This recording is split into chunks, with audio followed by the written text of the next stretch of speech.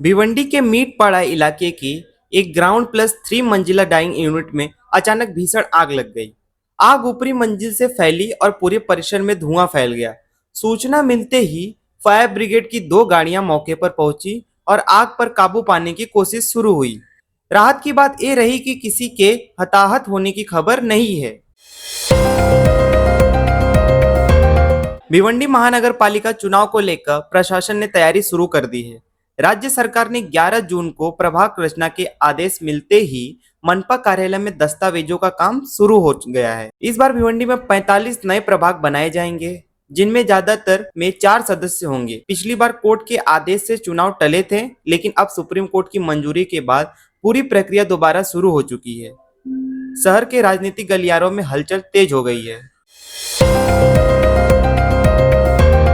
थाने और नवी मुंबई आरटीओ कार्यालय में कार्यरत 8 लिपिकों पर शासन ने बड़ी कार्रवाई की है। संपत्ति विवरण छुपाने और आय से अधिक संपत्ति रखने के आरोप में शरद धुमाल की शिकायत पर मुख्यमंत्री कार्यालय ने संज्ञान लिया। परिवहन आयुक्त के आदेश से इन लिपिकों पर शिस्त भंग की कार्रवाई शुरू की गई है। लाच लुपचपत विभाग द्वारा जांच भी जारी है, जिससे पूरे परिवहन विभाग में हड़कंप मच गया है। मुंबई नासिक महामार्ग किनारे भिवंडी में लगाए एक बैनर ने सबका ध्यान खींचा है। बैनर में आदित्य ठाकरे और राज ठाकरे को जन्मदिन की बधाई देते हुए ठाकरे बंधुओं के एक होने की अपील की है। बैनर शिवसेना उद्धव गट के ठाणे जिला संपर्क प्रमुख साईनाथ तारे ने लगाया है। उनका कहना है कि महाराष्ट्र को बचाना है तो ठाकरे बंधुओं का साथ आना जरूरी है और जनता भी यही चाहती है। भिवंडी की जीवन रेखा कही जाने वाली कामवारी नदी जलकुंभी और प्रदूषण से पूरी तरह ढक गई है। सेलार गांव समेत कई हिस्सों में नदी का बहाव रुक गया है। जलीय जीवन खतरे में है। 32 किलोमीटर लंबी ये नदी फैक्ट्रियों और सीवेज के केमिकल पानी से जहरीली हो चुकी है। सरकार की नदी पुनर्जीवन योजना में नाम होने के बावजूद प्रशासन, प्रदूषण बोर्ड और मनपा ने चुप्पी साधी है। अब सवाल ये है कि क्या कामवारी को बचाने कोई आगे आएगा?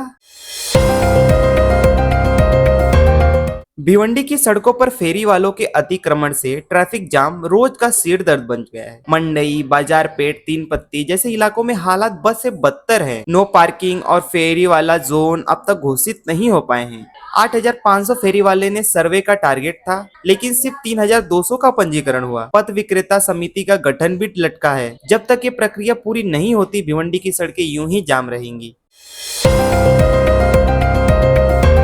भिवंडी महानगर पालिका के जन्म प्रमाण पत्र विभाग में बड़ा फर्जीवाला सामने आया है। बिना कानूनी प्रक्रिया के पिछले 1.5 साल में 5,159 जन्म प्रमाण पत्र जारी किए गए। भाजपा नेता किरीट सोमैया ने शांतिनगर थाने में शिकायत दर्ज कर 550 से ज्यादा प्रमाण पत्रों को संदिग्ध बताया है। मनपा प्रशासन ने जांच शुरू कर दी है। विशेषज्ञ इसे सिर्फ लापरवाही नहीं बल्कि संगठित घोटाले का हिस्सा मान रहे हैं। भिवंडी लोकसभा सांसद सुरेश मात्रे और बाल्या मामा ने मानकोली में ट्रैफिक जाम की समस्या पर अहम बैठक बुलाई। बैठक में भिवंडी शहर व ग्रामीण क्षेत्र में बढ़ती ट्रैफिक की समीक्षा की गई और जल्द अमल में लाने योग्य उपाय तय किए गए। बैठक में ट्रैफिक पुलिस, MSRTC, PW व अन्य विभागों के अधिकारी मौजूद थे। बाल्या मामा ने भरोसा दिलाया कि जल्द ही शासन व प्रशासन के साथ मिलकर ट्रैफिक समस्या से भिवंडी को राहत दिलाई जाएगी। अब देखना ये है कि क्या ये सारे वादे जो कुछ किए गए हैं क्या केवल कागजों में सीमित रहते हैं।